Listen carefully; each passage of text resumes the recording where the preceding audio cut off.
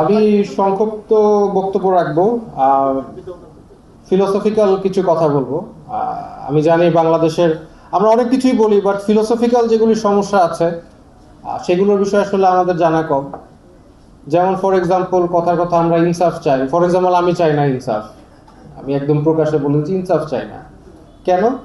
কারণ ইনসাফ বলতে আপনার মাথায় যেটা আসে, আপনি যখন ইনসাফ প্রতিষ্ঠা করে ফেলবেন আইনি ভিত্তির মাধ্যমে, তখন ওই ইনসাফ দিয়ে আপনাদেরকে আমাদেরকে সবাইকে জেলে ভরা হবে। বলবে এটাই ইনসাফ। ইনসাফের সংজ্ঞা কি? ওই ইনসাফ কথাটার সংজ্ঞা যদি আপনি না দেন, তাহলে ইনসাফ দিয়ে আপনাদেরকে নির্যাতন নিপীড়ন করা হবে।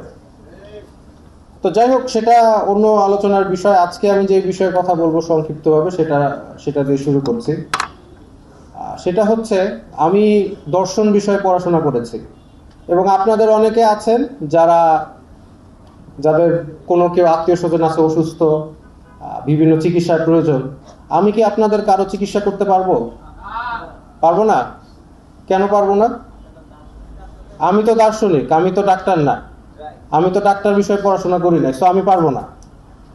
ধরেন আপনাদের প্লেন ঠিক করতে হবে, তাহলে আমি আপনার প্লেন ঠিক করতে হবে পারবো? আচ্ছা, পারবো না। ধরেন আমি প্লেনে উঠলাম, আমার 20টা বন্ধুরে নিয়ে উঠলাম, আর আপনারা 5 জন আছেন প্লেনে। আমি বললাম যে আমি এখন প্লেন চালাবো, দিবেন? 5 জন দিবেন না। কিন্তু আমি বললাম আমি তো সংখ্যাগরিষ্ঠ বেশি, আমার বন্ধু 20 জন আছে, তারা পারমিশন আমাকে বলছে আমি প্লেন চালাতে পারবো, দিবেন? তাহলে দুনিয়ার যত কাজ আছে, এই ইহ জগতে যত কাজ আছে, আধুনিক সমাজে যত কাজ আছে, সবকিছুর মধ্যে ডোমেইন স্পেসিফিক পড়াশোনা করা লাগে। ডোমেইন স্পেসিফিক, যে বিষয়ে একটা বিষয় ভিত্তিক বিষয় আপনার অনেক বছর পড়াশোনা করার পরে তারপরে সেই বিষয়ে আপনি কাজ করতে পারেন। বলেন তো কোন বিষয়ে কোনো বিষয় ভিত্তিক পড়াশোনা করা লাগে না? কেউ বলতে পারবেন? রাষ্ট্র চালানো। রাষ্ট্র চালাইতে কোনো পড়াশোনা লাগে না। রাষ্ট্র চালাইতে মানে এইচএসসি পাস করলেই হয়। এবং এই কথাটাই সক্রেটিস 2500 বছর আগে বলে গেছে। সক্রেটিস বলছেন যে আপনি যখন জাহাজ চালাবেন, তখন আপনি যদি ক্যাপ্টেনকে জাহাজ চালাতে না দেন, তাহলে তো যে কেউ যে পপুলার, যে সবাইকে উদ্বুদ্ধ করতে পারবে, সে যদি জাহাজ চালায়, সে তো জাহাজ একদম ইয়ের ভিতরে ধ্বংস করে দিবে, ডুবাই দিবে। তাহলে আপনি জাহাজ চালাবে কে? সক্রেটিসের কথা, গ্রিক দার্শনিক। তো জাহাজ চালাবে ক্যাপ্টেন, যে জাহাজ চালাতে জানে, যে ন্যাভিগেশন বুঝে, সে জাহাজ চালাবে। কিন্তু পলিসি মেকিং এবং ওনার কথা যে চালাবে, তার অবশ্যই দেশ চালানোর বিষয়ে তার জ্ঞান থাকতে হবে। কিন্তু আমরা বলি যে না, কোনো জ্ঞান লাগবে না, কোনো জ্ঞান লাগবে না, আমার ভোট দিলেই হবে। এখন এটা আপনারা নিজেরাই বলেন, আপনার এলাকার এমপি যারা প্রার্থী আছে, তাদের শিক্ষাগত যোগ্যতা কি সেটা আপনি জানেন? না, জানেন না। আবার আপনারাই তারে ভোট দিবেন। আচ্ছা, আবার অনেকে দেখবেন, আজকে তাইলে আপনারা সবাই জানবেন, হয় দেখবেন ডাক্তার, নয় ইঞ্জিনিয়ার, নয় অন্য কোনো পেশার সাথে জড়িত ব্যবসায়ী। পলিসি মেকিং কে বুঝে? যে কি করলে কি হবে, কোন আইন দিলে তার পরিণতি কি হবে, এই বিষয়ে কার পড়াশোনা করা আছে ওনাদের?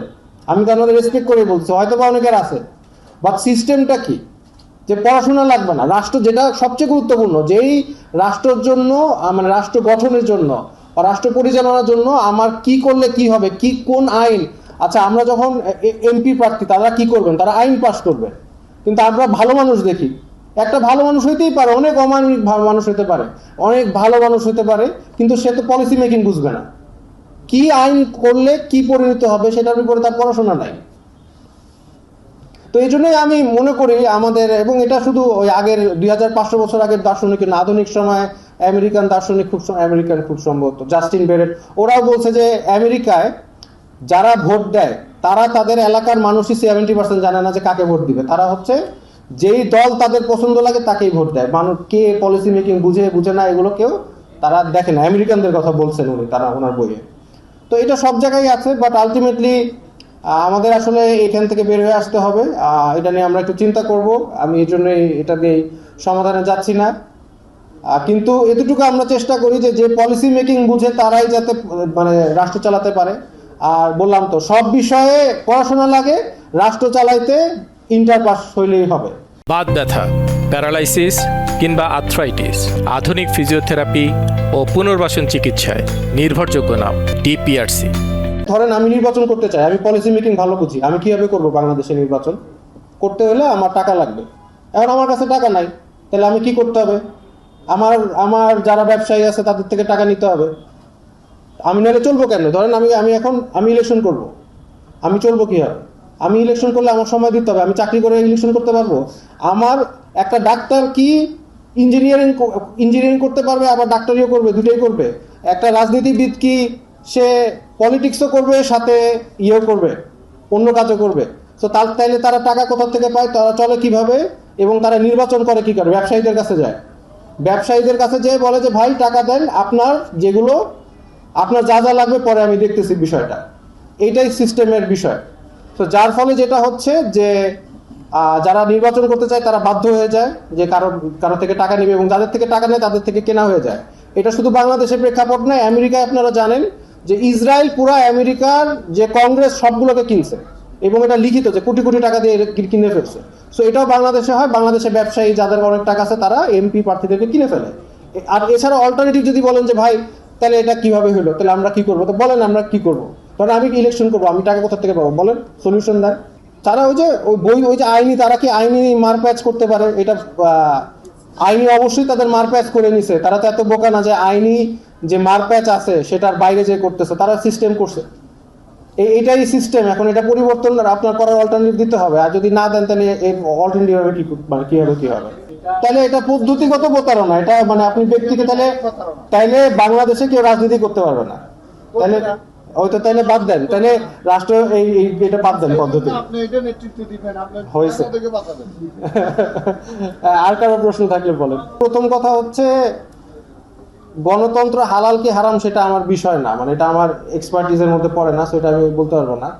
কিন্তু এখন যদি সমাধানটা এরকম হয় যে আমি গণতন্ত্র পছন্দ করি না, তাই কাফেরদেরকে ক্ষমতা দিয়ে আমি নির্যাতিত হব, সেটা আমার কাছে মানে লজিক্যাল মনে হয় না। এটা হারাম কি হালাল এটা আপনারা আলেমদেরকে জিজ্ঞেস করবেন, অনেক বিজ্ঞ আলেম আছে, তারা বলতে পারবে। এখন মেরে ফেলা তো এটা কি আশ্চর্যজনক? শুনেন, যেই মানে যাদের লিস্টে নাম আছে ডেথ পেনাল্টি, এবং আমাকে 8 মাস আগে বলা আছে সেই লিস্টে আমার নামও ছিল বা আছে, তো আমাদেরকে মেরে ফেলা হবে, এটা তো স্বাভাবিক। আপনারা ক্ষমতা, আপনাদের যাদেরকে বসাইছেন আমাদেরকে প্রোটেকশন দেওয়ার জন্য, তারা তো আমি পুলিশের কাছে গেছি, থানায় গেছি, আমাকে যারা মৃত্যু হুমকি দিচ্ছে তাদের কথা বলছি, তাদের নাম লোকেশন দিছি, তারপরেও পুলিশ অ্যারেস্ট করে নাই। সো এটা অবশ্যই, কারণ এটাই স্বাভাবিক। যদি উপরের পর্যায়ে তারা যদি ইনভলভ না থাকে, তাহলে তো আমাদেরকে এভাবে আক্রমণ করা হয় না, বা আমাদের মৃত্যু হুমকি দেওয়ার পরে যে দিচ্ছে তাকে ধরা হচ্ছে না। তো এটাই স্বাভাবিক। কালকে আমাকেও মরতে দেখতে পারেন, এটাই স্বাভাবিক। আমি কি করার?